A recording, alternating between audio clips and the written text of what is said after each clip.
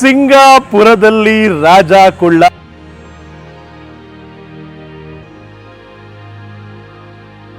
ಪ್ರಳಯನಿಂದ ನೀರು ಕುಡಿತಾ ಇದ್ದಾರೆ.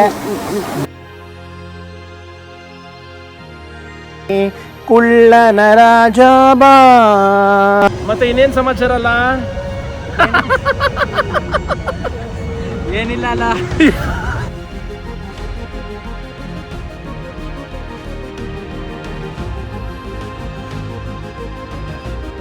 ಆಹಾ ಆಹಾ ಆಹಾ, ಕುಡ್ದ ಕುಡ್ದ ಕುಡ್ದ.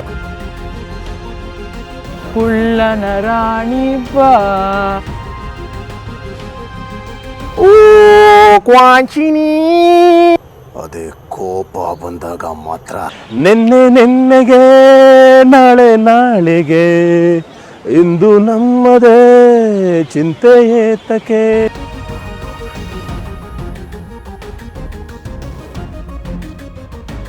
ನಮಸ್ಕಾರ, ಸ್ವಾಗತ. ಇನ್ನೊಂದು ವಿಶೇಷವಾದ ಜಾಗ ಸಿಂಗಾಪುರ್ ದೇಶದಲ್ಲಿ. ಬಹಳಷ್ಟು ಕಮ್ಮಿ ಜನ ಈ ಒಂದು ಜಾಗಕ್ಕೆ ಬರೋದು, ಯಾಕೆಂದ್ರೆ ಇದೊಂದು ಬಹಳ ವಿಚಿತ್ರವಾದ ಜಾಗ. ಆವ್ ಬ್ರದರ್ಸ್ ಟೈಗರ್ ಬಾಂಬ್ ಗೊತ್ತಿರ್ಬೇಕು ನಿಮ್ಗೆ. ಟೈಗರ್ ಬಾಂಬ್, ನೋವಿನ ಒಂದು ಬಾಂಬ್ ನಾವು ಮೈಕೆಗೆಲ್ಲ ಹಚ್ಕೋತೀವಲ್ಲ, ಈ ಕಡೆ ಸೌತ್ ಈಸ್ಟ್ ಏಷ್ಯಾಲೆಲ್ಲ ಜಾಸ್ತಿ, ಈಗ ಭಾರತ ದೇಶದಲ್ಲೂ ದೊರೆಯುತ್ತೆ. ಆ ಟೈಗರ್ ಬಾಂಬ್ ನ ಕಂಡಿಡಿದಂತಹ ಅಣ್ಣ ತಮ್ಮಂದ್ರು ಈ ಒಂದು ಜಾಗವನ್ನ ಕ್ರಿಯೇಟ್ ಮಾಡಿದ್ದು. ಈ ಜಾಗದ ವಿಶೇಷ ಏನಪ್ಪಾ ಅಂದ್ರೆ, ಇಲ್ಲಿ ಒಂದು ಹೆಲ್ಸ್ ಮ್ಯೂಸಿಯಂ ಅಂತ ಇದೆ. ಅಂದ್ರೆ ನರಕದ ದರ್ಶನ, ಮನುಷ್ಯನ ಕರ್ಮಗಳ ಅನುಸಾರವಾಗಿ ನಾವು ಸ್ವರ್ಗಕ್ಕೆ ಹೋಗ್ತೀವ, ನರಕಕ್ಕೆ ಹೋಗ್ತೀವ, ಅಥವಾ ನರಕಕ್ಕೆ ಹೋದಾಗ ನಮ್ಗೆ ಏನಾಗುತ್ತೆ, ಇದರ ಬಗ್ಗೆ ಒಂದು ಐಡಿಯೇಷನ್ ನ ಇಲ್ಲಿ ವಿಜುವಲಿ ಮಾಡಿದ್ದಾರೆ. ಹಾಗೆ ಸಾಕಷ್ಟು ಜೀವನದ ಪಾಠಗಳು ಈ ಜಾಗದಲ್ಲಿ ಸಿಗುತ್ತೆ ಅಂತ ಕೇಳ್ಪಟ್ಟಿದ್ದೀನಿ. ಬಹಳ ವಿಶೇಷವಾದ ಜಾಗ. ಬೆಳಗ್ಗೆ 10 ಗಂಟೆಯಿಂದ ಸಂಜೆ 6 ಗಂಟೆವರೆಗೂ ಹೆಲ್ಸ್ ಮ್ಯೂಸಿಯಂ ಓಪನ್ ಇರುತ್ತೆ. ಅದು ಬಿಟ್ಟರೆ ಹೆಲ್ಸ್ ಮ್ಯೂಸಿಯಂಗೆ ನೀವು ಸ್ವಲ್ಪ ಹಣವನ್ನು ಕೊಟ್ಟು ಒಳಗೆ ಹೋಗಬೇಕಾಗತ್ತೆ. ಬರೀ ಆಚೆ ಕಡೆಯಿಂದ ನೋಡೋದಾದ್ರೆ ಉಚಿತವಾಗಿ ಪ್ರವೇಶ ಪಡಿಬೋದು, ಬೆಳಗ್ಗೆ 10 ಗಂಟೆಯಿಂದ ಸಂಜೆ 7 ಗಂಟೆವರೆಗೂ. ಈಗ ನಾವು ಒಂದು 4-4:30 ಊಟ ಗೀಟೆಲ್ಲ ಮಾಡಿಕೊಂಡು ಎನರ್ಜಿಯಿಂದ ಬಂದಿದ್ದೀವಿ. 1 ಗಂಟೆಗಳ ಕಾಲ ಈ ಜಾಗವನ್ನು ನೋಡಿಕೊಂಡು ಆಮೇಲೆ ಬೇರೆ ಕಡೆ ಹೋಗ್ತೀವಿ. ಬನ್ನಿ ಇವಾಗ ನೋಡೋಣ. ಹಾಪಾರ್ ವಿಲ್ಲಾ.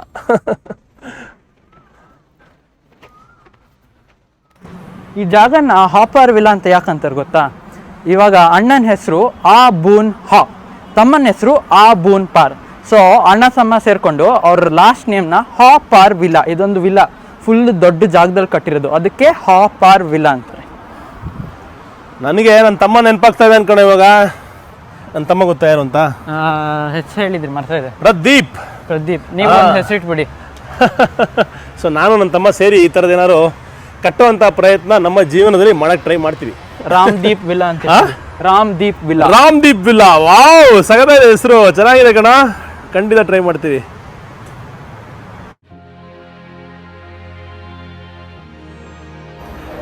ನಾವು ಇವತ್ತವರೆಗೂ ತಾಯಿ ಮಕ್ಕಳಿಗೋಸ್ಕರ ಮಾಡಿರುವಂತಹ ತ್ಯಾಗ ಭರಿತ ಕಥೆಗಳನ್ನು ಕೇಳ್ತಾ ಬಂದಿದ್ದೀವಿ. ಆದರೆ ಇಲ್ಲಿ ನಾವು ನೋಡ್ತಾ ಇರೋಂತಹ ಒಂದು ನಿದರ್ಶನ ಬಹಳ ವಿಶೇಷವಾದದ್ದು. ಮಗ ತಾಯಿಗೋಸ್ಕರ ಮಾಡಿದಂತಹ ತ್ಯಾಗ. ಮೇಡಮ್ ವೈಟ್ ಸ್ನೇಕ್ ಅನ್ನೋ ತಾಯಿಯ ಹೆಸರು. ಅವ್ರನ್ನ ಫಾಹಾಯ್ ಅನ್ನೋರು ಇಂಪ್ರಿಸನ್ಮೆಂಟ್ ಮಾಡಿಬಿಡ್ತಾರೆ. ಬಟ್ ಇಂಪ್ರಿಸನ್ಮೆಂಟ್ ಮಾಡೋ ಮುಂಚೆ ಜಸ್ಟ್ 1 ತಿಂಗಳ ಹಿಂದೆ ಆ ತಾಯಿ ಒಂದು ಮಗುಗೆ ಜನನ ಕೊಟ್ಟಿರುತ್ತೆ. ಆ ಮಗುನ ಹೆಸರು ಮೆಂಗ್ ಜಿಯಾವ್ ಅಂದ್ಬಿಟ್ಟು. ಸೊ ಆ ಮಗ ಬೆಳೀತಾ ಅರ್ಥ ಮಾಡ್ಕೋತಾರೆ, ನನ್ನ ತಾಯಿಯನ್ನು ಪರ್ಮನೆಂಟಾಗಿ ಒಂದು ಪಗೋಡ ಅಥವಾ ಒಂದು ಜಾಗದಲ್ಲಿ ಇಂಪ್ರಿಸನ್ಮೆಂಟ್ ಅಥವಾ ಖೈದಿಯನ್ನಾಗಿ ಬಂಧಿಸ್ಬಿಟ್ಟಿದ್ದಾರೆ ಅಂತ. ಹೇಗಾದರೂ ಮಾಡಿ ನನ್ನ ತಾಯಿಯನ್ನು ವಾಪಸ್ ಕರ್ಕೊಂಬರ್ಬೇಕು ಅಂದ್ಬಿಟ್ಟು ಫ್ಲ್ಯಾಗ್ ಬೇರರ್ಸ್ನ ಕರ್ಕೊಂಡು ಹೋಗಿ ಆ ದೇವರ ಹತ್ರ ಬೇಡ್ಕೊಂಡು ಫೈನಲಿ ಆ ಒಂದು ಮಗಂಗೆ ತಾಯಿ ಮೇಲೆ ಇರುವಂತಹ ಅಪಾರವಾದ ಪ್ರೀತಿಯನ್ನು ದೃಷ್ಟಿಯಲ್ಲಿ ಇಟ್ಕೊಂಡು ಫಾಹಾಯಿ ತಾಯಿಯನ್ನು ಬಿಡುಗಡೆ ಮಾಡ್ತಾರೆ. ಮತ್ತೆ ತಾಯಿ ಮತ್ತು ಮಗ ಒಂದಾಗಿ, ತಾಯಿ ಎಷ್ಟು ಖುಷಿ ಪಡ್ತಾಳೆ, ಎಷ್ಟು ಎಮೋಷನಿಂದ ಮಗನ ಬಗ್ಗೆ ಯೋಚನೆ ಮಾಡ್ತಾಳೆ ಅಂದರೆ ಆ ಒಂದು ಹಗ್ ಮಾಡಿ ಮತ್ತೆ ಫಾರ್ ಎವರ್ ಜೊತೆಗಿರೋ ಥರ ಒಂದು ಮೈಥಾಲಜಿಕಲ್ ಕತೆ ಚೈನೀಸ್ ಜಾಗದಲ್ಲಿ. ಈ ಒಂದು ಹಾಪರ್ ವಿಲ್ಲಾದಲ್ಲಿ ಇದನ್ನು ಬಹಳ ಚೆನ್ನಾಗಿ ನಿದರ್ಶನ ಕೊಟ್ಟಿದ್ದಾರೆ. ಈ ಒಂದು ಕತೆ ಕೇಳಿ ಮನ ತುಂಬಿ ಬಂತು.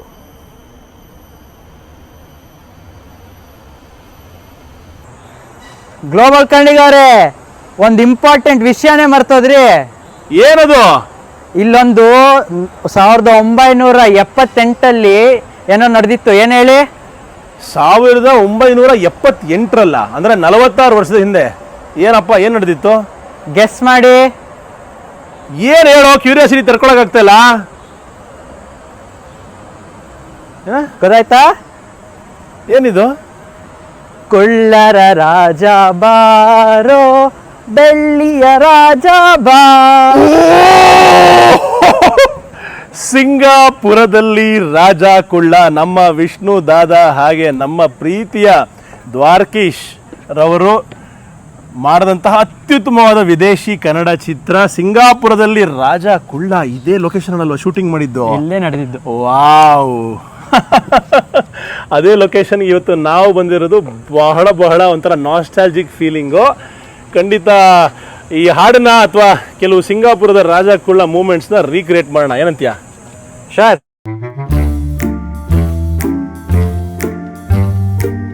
ಬರೀ ಸಿಂಗಾಪುರದಲ್ಲಿ ರಾಜ ಕುಳ್ಳ ಅಂತ ಹೇಳಿದ್ರೆ ಸಾಲಲ್ಲ, ನಾವು ಇವತ್ತು ಇಲ್ಲಿ ಶೂಟ್ ಮಾಡಿದಂತ ಹಾಡನ್ನ ರೀಕ್ರಿಯೇಟ್ ಮಾಡೋಣ, ಏನಂತೀಯ? ಓಕೆ, ರೆಡಿನಾ? ರೆಡಿ. 1 2 3 ಗೋ. ಓ ಕ್ವಾಂಚಿನಿ ಓ ಪ್ರೇಮಿನಿ I love you I love you. ಕ್ವೆಂಚಿಯೋ ಕಾಂಚಾಯ್ ಲಾಯ್ ಲಾಯ್ ಬೆಳ್ಳಿಯ ರಾಜ ಬಾರೋ. ಚೋಂಚಿ ಕ್ವಾಂಚಿಲೈ ಕುಳ್ಳನ ರಾಜ ಬಾ.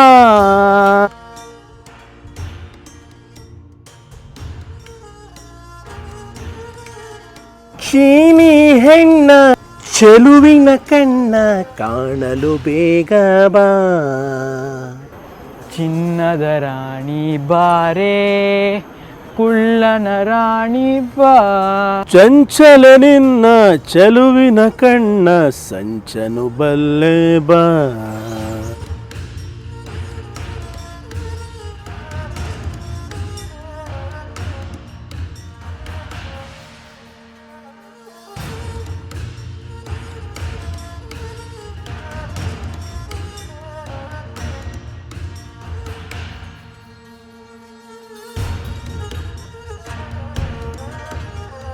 ಖುಷಿಯಾಗಿದ್ದಾಗ ದೇವರು ಮೈ ಮರೆತು ಎಂತೆಂಥವ್ರನ್ನೋ ಸೃಷ್ಟಿ ಮಾಡಿಬಿಡ್ತಾನೆ. ಅದೇ ಕೋಪ ಬಂದಾಗ ಮಾತ್ರ ನನ್ನಂಥವನ್ನ ಸೃಷ್ಟಿ ಮಾಡ್ತಾನೆ. ಬ್ರೋ, ಕೋಪ ಗೀಪ ಎಲ್ಲ ಯಾಕೆ ಮಾಡ್ಕೋಬೇಕು? ಚಿಲ್ಲಾಗಿರ್ಬೇಕು, ನಮ್ಮ ಫೂಲು ಶೂ ಥರ. ಹೌದು ರೀ, ಕೋಪ ಮಾಡ್ಕೊಳ್ಳೋದ್ರಿಂದ ಜೀವನದಲ್ಲಿ ಯಾವ ಒಳ್ಳೆಯದು ಆಗಲ್ಲ. ಇನ್ನೂ ಸ್ಟ್ರೆಸ್ ಹೆಚ್ಚಾಗಿ ನಾವೇ ಅನುಭವಿಸ್ತೀವಿ. ನಾವು ಯಾರ ಮೇಲೆ ಕೋಪ ಮಾಡ್ಕೋತೀವೋ ಅವ್ರು ಖುಷಿಯಾಗಿರ್ತಾರೆ. ಆದರೆ ನಾವು ಕೋಪ ಮಾಡಿಕೊಂಡು BP ಶುಗರು ಬರ್ಸ್ಕೊಂಡು ಅದು ಇದು ಕಾಯಿಲೆ ಕ್ಯಾನ್ಸರು ಬರ್ಸ್ಕೊಂಡು ಒದ್ದಾಡ್ತೀವಿ. ಇತ್ತೀಚಿನ ರಿಸರ್ಚ್ ಹೇಳುತ್ತೆ, ನೀವು ಸ್ಟ್ರೆಸ್ ಮಾಡಿಕೊಂಡ್ರೆ ನಿಮ್ಮ ಸ್ಟ್ರೆಸ್ ಹಾರ್ಮೋನ್ಸಿಂದ ನಿಮ್ಮ ಕ್ಯಾನ್ಸರ್ ಸೆಲ್ಸ್ ಡೆವಲಪ್ ಆಗ್ಬೋದು ಅಂತ. ಸೊ ಜಸ್ಟ್ ಚಿಲ್ ಲೈಕ್ ಫೂ ಲೂ ಶೂ. ಈಗ ನೀವು ನೋಡ್ತಾ ಇದ್ದೀರಾ ಫೂನ. ಫೂ ಕೈಯಲ್ಲಿ ಸ್ಕ್ರೋಲ್ ಅಥವಾ ಮಗುನ ಇಟ್ಕೊಂಡಿರ್ತಾನೆ. ಇದರ ಅರ್ಥ ಏನಪ್ಪ ಅಂದರೆ ಚೈನೀಸ್ ಕ್ಯಾಲೆಂಡರ್ ಪ್ರಕಾರ ನಿಮ್ಮ ಸಂತತಿ ಬೆಳವಣಿಗೆಗೆ ಹಾಗೆ ನಿಮ್ಮ ಖುಷಿಗೆ ಕಾರಣ ಅಂತ. ಚೈನೀಸ್ ಫೆಸ್ಟಿವಲ್ಗಳಲ್ಲಿ ಫೂ ಅನ್ನೋ ವರ್ಡನ್ನು ಉಲ್ಟಾ ಮಾಡಿ ಮನೆಗಳಲ್ಲಿ ನೇತಾಕಿರ್ತಾರೆ. ಇದರ ಅರ್ಥ ಏನಂದರೆ ನಮ್ಮ ಮೇಲೆ ಖುಷಿಯ ಶವರ್ ಆಗಲಿ, ನಮ್ಮ ಕುಟುಂಬದ ಮೇಲೆ ಖುಷಿ ಇರಲಿ ಅನ್ನೋದು ಇದರ ಸಂಕೇತ. ದುಡ್ಡೇ ದೊಡ್ಡಪ್ಪ ಎಂದ ನಮ್ಮಪ್ಪ ಶಿವಪ್ಪ. ಜನ ಜನ ಜನ ಕಾಂಚಾಣ, ಯಾರಿಗೆ ತಾನೇ ಬೇಡ ಹೇಳಿ? ನೀವು ನೋಡ್ತಾ ಇದ್ದೀರಾ ಲೂ, ದುಡ್ಡಿನ ಸಂಕೇತ, ಪ್ರಾಸ್ಪೆರಿಟಿಯ ಸಂಕೇತ. ನೀವು ಕಷ್ಟಪಟ್ಟು ದುಡಿದ್ರೆ ಅದಕ್ಕೊಂದು ರಿವಾರ್ಡ್ ಸಿಕ್ಕೇ ಸಿಗುತ್ತೆ. ನೀವು ಮನಸ್ಸಿಟ್ಟು ಆನೆಸ್ಟಾಗಿ ಪ್ರಾಮಾಣಿಕವಾಗಿ ಕೆಲಸ ಮಾಡಿದ್ರೆ ಅದಕ್ಕೊಂದು ರಿವಾರ್ಡ್ ಇದ್ದೇ ಇದೆ ಅಂತ ಚೈನೀಸ್ ಜನಗಳು ನಂಬ್ತಾರೆ. ಸೊ ಅದನ್ನು ಲೂ ಮೂಲಕ ಸಿಂಬಲೈಸ್ ಮಾಡಿದರೆ ಲೂ ಬಹಳ ಆಡಂಬರವಾದ ಡ್ರೆಸ್ಸನ್ನು ಹಾಕ್ಕೊಂಡು ಕೈಯಲ್ಲಿ ಜನ ಜನ ಕಾಂಚಾಣನ ಇಟ್ಕೊಂಡಿರ್ತಾರೆ. ಸೊ ಕಷ್ಟಪಡಿ, ಸ್ಮಾರ್ಟ್ ವರ್ಕ್ ಮಾಡಿ, ಜೀವನದಲ್ಲಿ ಮುಂದೆ ಬಂದೇ ಬರ್ತೀರಾ. ಯಾವತ್ತೂ ದುರ್ಟಿ ಗೆಡಬೇಡಿ, ಅಂದರೆ ಬೇಜಾರು ಮಾಡ್ಕೋಬೇಡಿ, ನೆಗೆಟಿವ್ ಥಾಟ್ಸಲ್ಲಿ ಸಿಗಾಕೋಬೇಡಿ. ಲೈಫಲ್ಲಿ ಒಂದಲ್ಲ ಒಂದು ದಿವಸ ಅಪ್ನಾ ಟೈಮ್ ಆಯೇಗಾ ಭಾಯ್. ನಗುತ್ತಾ ನಗುತ್ತಾ ಬಾಳಿ ನೀವೆಲ್ಲ 100 ವರುಷ. ನನ್ನ ಪ್ರೀತಿಯ ಗ್ಲೋಬಲ್ ಕನ್ನಡಿಗರೇ, ಲೈಫ್ ಲಾಂಗು ಕನ್ನಡಿಗರು, ಜಗತ್ತಲ್ಲಿರೋ ಪ್ರತಿಯೊಬ್ಬ ಮನುಷ್ಯ, ಜೀವ ಜಂತು, ಕ್ರಿಮಿ ಕೀಟ, ಪ್ರಾಣಿಗಳು, ಪಕ್ಷಿಗಳು, ಪ್ರತಿಯೊಬ್ಬರು, ಪ್ರಕೃತಿ, ನೇಚರು ಎಲ್ಲ ಖುಷಿಯಾಗಿ ನಗ್ನಗ್ತಾ ಆದಷ್ಟು ಆಮೆ ಥರ ಬದುಕಬೇಕ್ರಿ. ಬದುಕಿದ್ರೆ 800 ವರ್ಷ, 700 ವರ್ಷ, 1000 ವರ್ಷ. ಆನೆ ಬದುಕುತ್ತೆ, ಆಮೆ ಬದುಕುತ್ತೆ. ಆದರೆ ಮನುಷ್ಯರು ನಾವು ಸ್ಟ್ರೆಸ್ ಮಾಡಿಕೊಂಡು ಒದ್ದಾಡಿಕೊಂಡು ಬೇಗ ಸದೋಗ್ಬಿಡ್ತೀವಿ, ಒದ್ದಾಡಿಕೊಂಡು ಡಿಸೀಸ್ ಮಾಡಿಕೊಂಡು. ಆದರೆ ಶೂನ ಸಂಕೇತ ಲಾಂಜೆಟಿವಿಟಿ, ಅಂದರೆ ಆಯಸ್ಸು. ಪ್ರತಿಯೊಬ್ಬನಿಗೂ ಆಸೆ ಇರುತ್ತಲ್ವಾ, ಜಾಸ್ತಿ ವರ್ಷ ಬದುಕಬೇಕು, ಮಕ್ಕಳು, ಮೊಮ್ಮಕ್ಕಳು, ಮರಿಮಕ್ಕಳು ಎಲ್ಲರನ್ನೂ ನೋಡಬೇಕು, ಜೀವನ ಪೂರ್ತಿ ಆಯಸ್ಸು, ಐಶ್ವರ್ಯ, ಅಭಿವೃದ್ಧಿ ಇರಬೇಕು. ಇದೆಲ್ಲರ ಸಂಕೇತ ಆಯಸ್ಸಿನ ಸಂಕೇತ ಈ ಶೂ. ಇತ್ತೀಚಿನ ದಿವಸಗಳಲ್ಲಿ ನೀವು ನೋಡ್ಬೋದು ಇಡೀ ವಿಶ್ವದಲ್ಲಿ ಎಲ್ಲೆಲ್ಲೂ ಸಂಶೋಧನೆ ನಡೀತಾ ಇದೆ. ಹೇಗೆ ನಾವು ಯಂಗ್ ಆಗ್ಬೋದು, ವಯಸ್ಸಾದನು ಕೂಡ ಯುವಕನಾಗ್ಬೋದಾ, ಹೊಸ ಟೆಕ್ನಾಲಜಿ ಬರ್ತಾ ಇದೆ, AI ಬರ್ತಾ ಇದೆ, ಏನೇನೇನೋ ಬರ್ತಾ ಇದೆ, ಹೊಸ ವಿಷಯಗಳು, stem replacement, bone marrow replacement, ನೀವು ಏನೇನೋ ಕೇಳ್ತಾ ಇದ್ದೀರಾ. ಕೂದಲು ಮುಂಚೆ ಬಾಲ್ಡ್ ಆಗ್ಬಿಟ್ರೆ ಮುಗಿದೋಗೋದು, ಇವತ್ತು ಸ್ಟೆಮ್ ಟ್ರಾನ್ಸ್ಪ್ಲಾಂಟ್ ಮಾಡಿಬಿಟ್ಟು ನಿಮ್ಮದೇ ಓನ್ ರಕ್ತದಿಂದ ಸ್ಟೆಮ್ ಸೆಲ್ಸ್ ತೊಗೊಂಡು ಹಾಕಿ ಮತ್ತೆ ಕೂದಲು ಬರೋಂಗೆ ಮಾಡ್ತಾಯಿದ್ದಾರೆ. ಇಲ್ಲಿ ರಿಂಕಲ್ಸ್ ಬಂದರೆ ಬೊಟಾಕ್ಸ್ ಮಾಡಿ ಮತ್ತೆ ನಿಮ್ಮನ್ನು ಚಿಕ್ಕವರಾಗಿ ಮಾಡ್ತಾಯಿದ್ದಾರೆ. ಬಟ್ ನಿಜವಾಗ್ಲೂ ಎಲ್ಲದಕ್ಕಿಂತ ಬೇಕಾಗಿರೋದು ಒಳಗಿಂದ ನೋಡಿ, ಒಳಗಿಂದ ಖುಷಿಯಾಗಿದ್ದರೆ, ಹಣದ ವಿಷಯದಲ್ಲಿ ಗ್ರೀಡ್ ಇಲ್ಲದೆ, ಅಂದರೆ ಯಾವುದೇ ರೀತಿ ಅತಿಯಾಸೆ ಪಡದೆ ಮಿತವಾಗಿ ದುಡಿದು ಹಿತವಾಗಿ ಅದನ್ನು ಉಳಿಸ್ಕೊಂಡು ಮುಂದೆ ಹೋದರೆ ಆಟೋಮೆಟಿಕಲಿ ನೀವು ಆಯಸ್ಸಲ್ಲಿ ಖುಷಿಯಾಗಿರ್ತೀರ. ಎಷ್ಟು ವರ್ಷ ಬದುಕಿದ್ರೂ ಅಷ್ಟು ವರ್ಷ ಚೆನ್ನಾಗಿರ್ತೀರ. ನೀವು ಎಷ್ಟು ವರ್ಷ ಬದುಕೋದು ಮುಖ್ಯ ಅಲ್ಲ, ಬದುಕಿದಷ್ಟು ವರ್ಷ ಎಷ್ಟು ಚೆನ್ನಾಗಿ ಏನೇನು ಮಾಡಿದ್ರಿ ಅನ್ನೋದು ಮುಖ್ಯ. ಸೊ ಅದರ ಮೇಲೆ ಗಮನ ಕೊಡೋದು ಈ ಒಂದು ಶೂನ ಮೇನ್ ನಿದರ್ಶನ.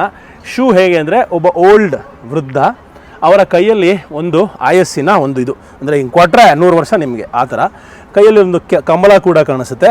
ಬಹಳ ಅದ್ಭುತವಾದ ಕಾನ್ಸೆಪ್ಟು ಲೂ ಶೂ ಫೂ ಅಂತ ಅನ್ನಿಸ್ತು. ಸೂಪರ್ ಬ್ರೋ, ಸಕ್ಕತ್ತಾಗಿ ಹೇಳಿದ್ರಿ. ಈ ಲೂ ಶೂ ಇಂದ ನಾವು ಸಾಕಷ್ಟು ಕಲಿಬೋದು. ಬದುಕೋದು 3 ದಿವಸ ಅಂತಾರೆ, ಬದುಕಿದ್ದು ಸಾರ್ಥಕ ಆಗಬೇಕು ಅಂತಾರೆ, ಸತ್ತ ಮೇಲೆ ಹೆಸರು ಉಳಿಬೇಕು ಅಂತಾರೆ. ಅದೇ ರೀತಿ ಟೈಗರ್ ಬಾಂಬ್ನ ಕಂಡುಹಿಡಿದ ಈ ಇಬ್ಬರ ಅಣ್ಣ ತಮ್ಮಂದಿರ ಸ್ಟೋರಿ ಇದು, ಈ ಜಾಗದ ಮಹತ್ವವಿದು. ಇಲ್ಲಿ ಈ ಇಬ್ಬರು ಅಣ್ಣ ತಮ್ಮಂದರು ಜೀವನ ಪಾಠವನ್ನು ಎಷ್ಟು ಸುಂದರವಾಗಿ ಎಕ್ಸ್ಪ್ಲೇನ್ ಮಾಡಿದ್ದಾರೆ ಅಂದರೆ ಮನಸ್ಸು ತುಂಬಿ ಬರುತ್ತೆ. ಹಾಗೆ ಅಣ್ಣ ತಮ್ಮಂದಿರ ಅಗಾಧವಾದ ಪ್ರೀತಿ ವಾತ್ಸಲ್ಯದ ಸಂಕೇತ ಕೂಡ. ಇಬ್ಬರು ತೀರಿ ಹೋದ ಮೇಲೆ ಇಬ್ಬರ ಸ್ತಂಭಗಳು ಕೂಡ ಎದುರುಗಡೆ ಬದುರುಗಡೆ ಮಾಡ್ಕೊಂಡಿದ್ದಾರೆ. ಅಂದರೆ ಅವರಿಬ್ಬರ ಇಚ್ಛೆ ಅಂತೆ. ಇಲ್ಲಿ ಅಣ್ಣನಾದ ಆಹುನ್ ಹಾ, ತಮ್ಮನಾದ ಆಹುನ್ ಪಾರ್, ಇಬ್ಬರ ಗೋರಿ ಕೂಡ ಇಲ್ಲೇ ಇರೋದು. ಅದರ ಮೇಲೆ ಸ್ತಂಭಗಳನ್ನ ಕಟ್ಟಿದ್ದಾರೆ. ಮನಸ್ಸಿಗೆ ಬಹಳ ಖುಷಿಯಾಯಿತು ಈ ಒಂದು ಜಾಗಕ್ಕೆ ಭೇಟಿ ನೀಡಿದ್ದು. ಜೀವನ ಪಾಠಗಳು, ಜೀವನ ಮೌಲ್ಯಗಳು ಬಹಳ ಮುಖ್ಯ. ಚಿಕ್ಕ ವಯಸ್ಸಲ್ಲಿ ನಾವು ಶಾಲೆಗಳಲ್ಲಿ ಮಾರಲ್ ಸೈನ್ಸ್ ಅಂತ ಓದ್ತಾ ಇದ್ವಿ. ಸುಮ್ಮನೆ ಅಯ್ಯೋ ಮಾರಲ್ ಸೈನ್ಸ್ ಅಂದರೆ ಗೊತ್ತಲ್ಲ ನಿಮಗೆ, ಅಯ್ಯಪ್ಪ ಅಂತ ಅನ್ಕೋತಾ ಇದ್ವಿ. ಆದರೆ ಮೌಲ್ಯಗಳು ಮನುಷ್ಯನಿಗೆ ಎಷ್ಟು ಮುಖ್ಯ ಅನ್ನೋದು ಹೋಗ್ತಾ ಹೋಗ್ತಾ ನಿಮಗೆ ಏಜ್ ಆಗ್ತಾ ಅರ್ಥ ಆಗುತ್ತೆ. ಚಿಕ್ಕ ವಯಸ್ಸಿಂದಲೇ ಒಳ್ಳೆ ಮೌಲ್ಯಗಳನ್ನ ಬೆಳೆಸ್ಕೊಂಡು ಬಂದಾಗ, ಸಂಬಂಧಗಳನ್ನು ಬೆಳೆಸ್ಕೊಂಡು ಬಂದಾಗ ಜೀವನ ಪೂರ್ತಿ ಖುಷಿಯಾಗಿ ಬದುಕ್ಬೋದು ಅನ್ನೋದು ನನ್ನ ಅಭಿಪ್ರಾಯ ಅಲ್ಲ, ಈ ಇಬ್ಬರ ಅಣ್ಣ ತಮ್ಮಂದಿರ ಅಭಿಪ್ರಾಯ, ಹಾಗೆ ಲೋಕದ ಅಭಿಪ್ರಾಯ. ಇಲ್ಲಿಂದ ಹೊರಡುವಂಥ ಸಮಯ ಬಂದಿದೆ. ನನ್ನ ಪ್ರಕಾರ ಈ ಒಂದು ಹಾಪ್ ಆರ್ ವಿಲ್ಲಾ ಪ್ರತಿಯೊಬ್ಬರಿಗೂ must visit place in Singapore.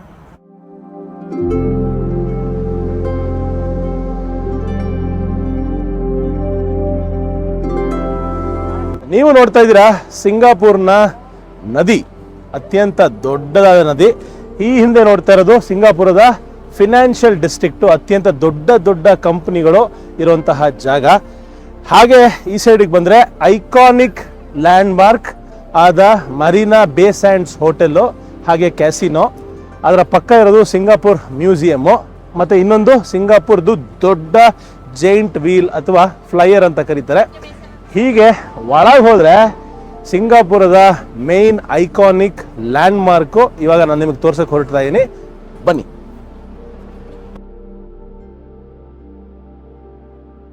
ಸಿಂಹದ ಬಾಯಿಂದ ನೀರು ಕುಡಿತಾ ಇರುವಂತಹ ನಮ್ಮ ಹುಡುಗ ಆದಿತ್ಯ. ಆಹಾ ಆಹಾ ಆಹಾ ಆಹಾ, ಕುಡ್ದ.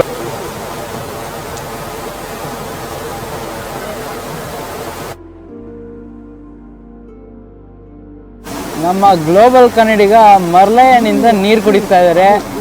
ಬಾರ್ಕೆನೆಲ್ಲ ದೂರ ಹೋಗ್ತಾ ಇದ್ದಾರೆ. ಹೆಂಗಿತ್ತು ನೀರು? ಸಿಂಹ ಗರ್ಜನೆ.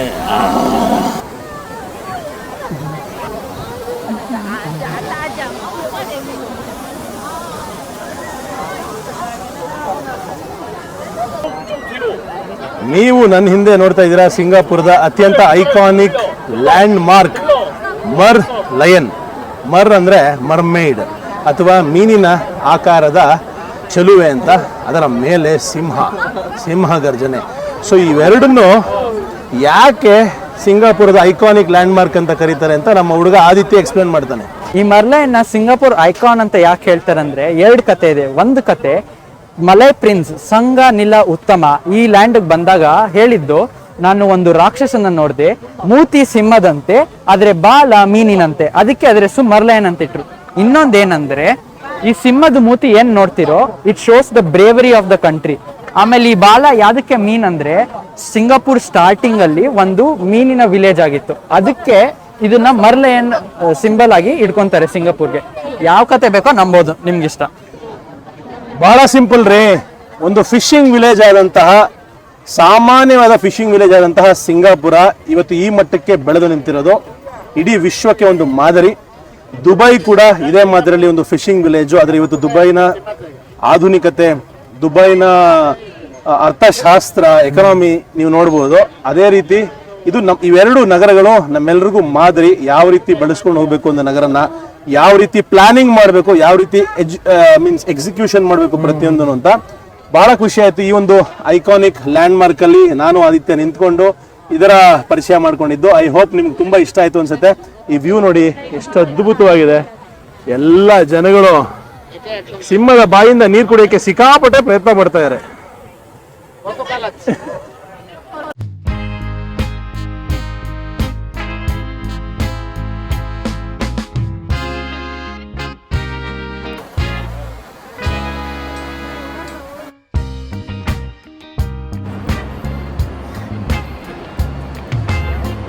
ಕಾಲವನ್ನು ತಡೆಯೋರು ಯಾರೂ ಇಲ್ಲ, ಗಾಳಿಯನ್ನ ಹಿಡಿಯೋರು ಎಲ್ಲೂ ಇಲ್ಲ.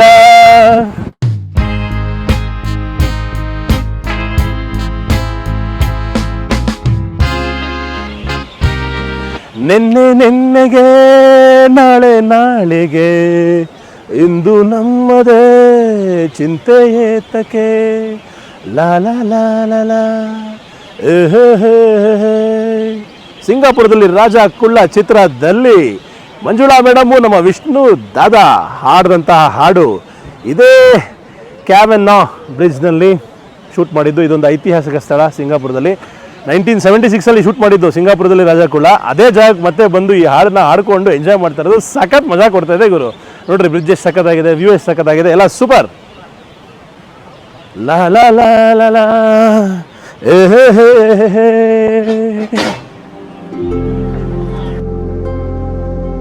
ಶುಭ ಸಂಜೆ ಎಲ್ರಿಗೂ. ನಾವಿದ್ದೀವಿ ಸಿಂಗಾಪುರ್ನ ಆರ್ಚರ್ಡ್ ಬೀದಿಯಲ್ಲಿ.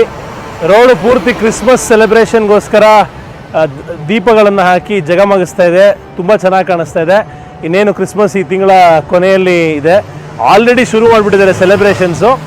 ಈ ಒಂದು ಆರ್ಚರ್ಡ್ ಸ್ಟ್ರೀಟಲ್ಲಿ ಹೈಫೈ ಶಾಪ್ಸು, ಬಹಳ ಎಕ್ಸ್ಪೆನ್ಸಿವ್ ಜಾಗಗಳು ಮತ್ತು ಒಳ್ಳೆ ನೈಟ್ ಲೈಫ್ ಇದೆ ಅಂತ ಕೇಳ್ಪಟ್ಟೆ. ಅದಕ್ಕೆ ಒಂದು ವಾಕ್ ಮಾಡಿಕೊಂಡು ಇನ್ನೇನು ಕೆಲವೇ ಕ್ಷಣಗಳು ಸಿಂಗಾಪುರಲ್ಲಿ ಕಡೆಯ ರಾತ್ರಿ.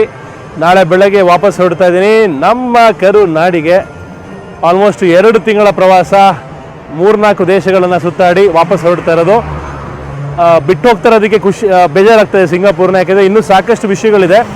ಆದರೆ ಸಮಯದ ಅಭಾವ ಮತ್ತು ಮನೇಲಿ ಸ್ವಲ್ಪ ಕೆಲಸ ಇರೋದ್ರಿಂದ ವಾಪಸ್ ಹೋಗುವಂತಹ ಅನಿವಾರ್ಯತೆ.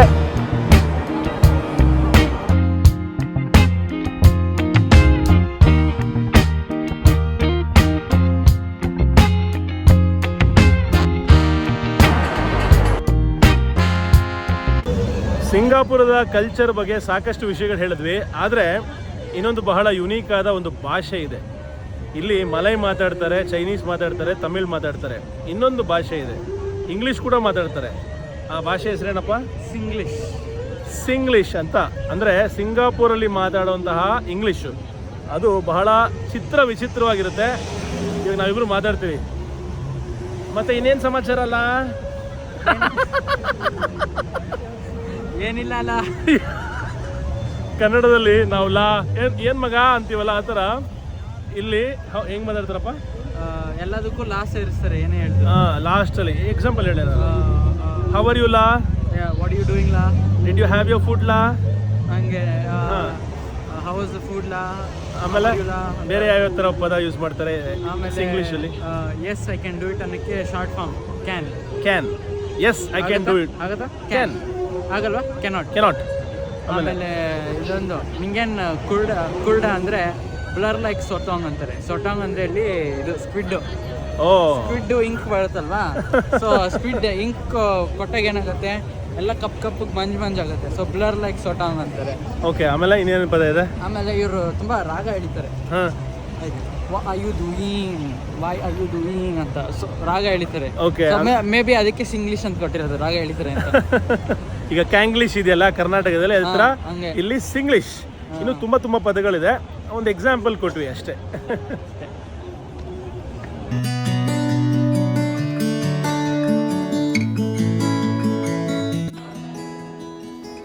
ಕೊನೆಗೂ ನನ್ನ ಪ್ರೀತಿಯ ಆದಿತ್ಯನಿಗೆ ಗುಡ್ ಬೈ ಹೇಳುವಂತಹ ಸಮಯ ಬಂದಿದೆ. ಬಹಳ ಬೇಜಾರಾಗ್ತಾ ಇದೆ, ಆದರೆ ಮನಸ್ಸಿಗೆ ಒಂದು ತೃಪ್ತಿ, ಒಂದು ಖುಷಿ.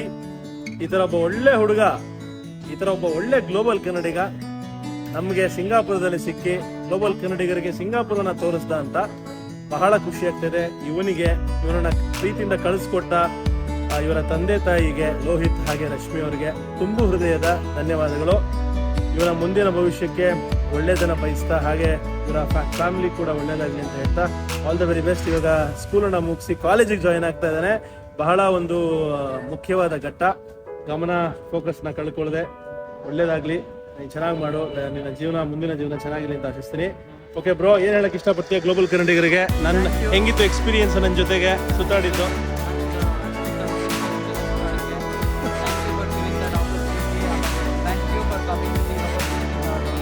ನಮ್ಮ ಮನೆಗೆ ಬಂದು ನಮ್ಮ ಜೊತೆ ಮನೆ ಫ್ಯಾಮಿಲಿ ಮೆಂಬರ್ ಥರ ಇದ್ದು ಮಾತಾಡಿ ಊಟ ಮಾಡಿ ಎಲ್ಲ ಹೋಗಿದ್ದಕ್ಕೆ ಥ್ಯಾಂಕ್ ಯು ಮತ್ತೊಮ್ಮೆ. And wish you all the best in all your future endeavours. ಧನ್ಯವಾದಗಳು. ಓಕೆ ಬ್ರೋ, ಓಕೆಲ್ಲ. ಇವನು ಇಲ್ಲಿಂದ MRT ತಗೊಂಡು ಬೇರೆ ಕಡೆ ಹೋಗ್ತಾರೆ, ನಾನು ಬಸ್ ತಗೊಂಡು ಇನ್ನೊಂದು ಕಡೆ ಹೋಗ್ಬೇಕು. ಸೊ ಇದೇ ಲಾಸ್ಟ್ ಟೈಮ್ ನಾವು ಮೀಟ್ ಮಾಡ್ತಾ ಇರೋದು ಸಿಂಗಾಪುರದಲ್ಲಿ. ನೆಕ್ಸ್ಟ್ ಟೈಮ್ ಬೆಂಗಳೂರಿಗೆ ಬಂದರೆ ನಮ್ಮ ಮನೆಗೆ ಬಾ. ನಾನು ಊರಲ್ಲಿದ್ದರೆ, ನಾನು ಊರಲ್ಲಿಲ್ಲ ಅಂದ್ರೂ ನಮ್ಮ ತಾಯಿ ಅಡುಗೆ ತಿನ್ನೋದಕ್ಕೆ ಬಾ. ಸ್ವಾಗತ ಸುಸ್ವಾಗತ. ಖಂಡಿತ. ಓಕೆನಾ? ಒಳ್ಳೇದಾಗ್ಲಿ. ಶುಭರಾತ್ರಿ. Safe journey. ಧನ್ಯವಾದ. ಸೊ ಗ್ಲೋಬಲ್ ಕನ್ನಡಿಗನ ಜೊತೆಗೆ ಸಿಂಗಾಪುರನ ಸುತ್ತಿಸಿದ ನನ್ನ ಪ್ರೀತಿಯ ಗೆಳೆಯ ಆದಿತ್ಯನಿಗೆ ಒಂದು ನಮ್ಮ ಆನರು, ನಮ್ಮ ಬಾವುಟವನ್ನು ಅವನ ಎದೆ ಮೇಲೆ ಹಾಕಿ ಕಳ್ಸೋಣ. ಅವನು ಗ್ಲೋಬಲ್ ಕನ್ನಡಿಗ ಅಲ್ವಾ? ಸೊ ಇದು ನಾವು ಅವ್ರಿಗೆ ಮಾಡ್ತಿರೋ ಒಂದು ಆನರು. ಒಳ್ಳೇದಾಗಲಿ. ಹಾಕು, ನೀನೇ ಹಾಕೋ, ಸೊ ದಟ್ ನಾನು ರೆಕಾರ್ಡ್ ಮಾಡ್ಬೋದು ಇದನ್ನು, ಈ ಒಂದು ಮೂಮೆಂಟನ್ನು.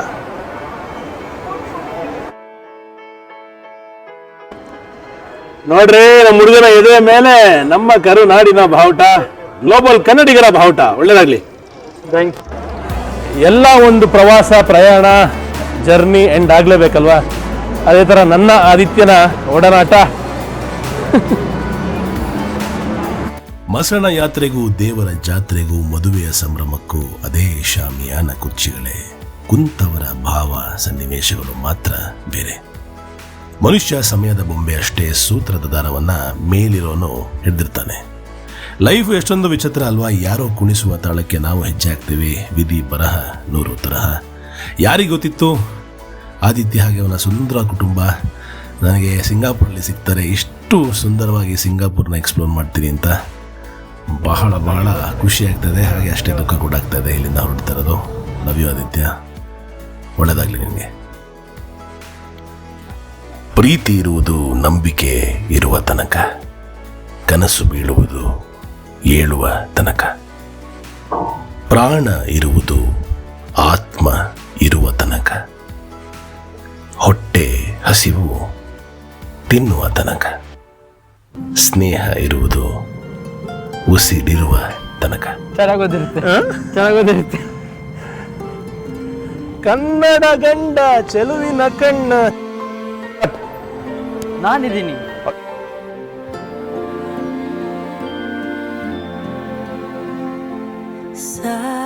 Silent night, holy night, all is calm, all is bright, round yon fire.